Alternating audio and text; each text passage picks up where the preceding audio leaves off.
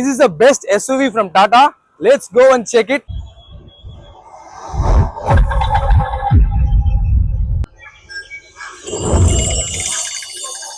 Nature's fury. ஒரு monster மாதிரி இருக்குல்ல. ஈவினும் நம்ம மக்களுக்கு என்ன தோணும், அந்த அளவுக்கு ஸ்பீடு போகுமா? 6 மோட்ஸ் இருக்கு. இதுல என்னென்ன மோட்ஸ் இருக்கு நான் உங்களுக்கு ஷேர் பண்ண போறேன். அண்ட் இது ஸ்பீட்ல காம்ப்ரமைஸே பண்ணாது. This is the key, man. See, it's like technology எப்படி போயிட்டு இருக்கு. காம்பாக்ட் SUV நிறைய இருக்கும். ஒரு SUV செக்மெண்ட்ல ஒரு best Karnaugh this is the car நான் சொல்லுவேன். அதோ டாட்டாவோட சேஃப்டி வந்துருது. கிளைமேட் கண்ட்ரோல் இதுல இருக்கு. அண்ட் எங்கெங்க நம்ம எவ்வளவு ஏசி வச்சுக்கணும் அப்படின்ற மாதிரி இருக்கு.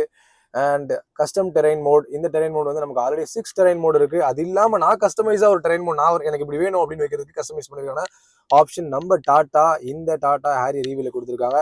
எவ்வளவு பேட்டரி சார்ஜிங் அசிஸ்டன்ஸ் எல்லா ஆப்ஷன்ஸும் இருக்கு.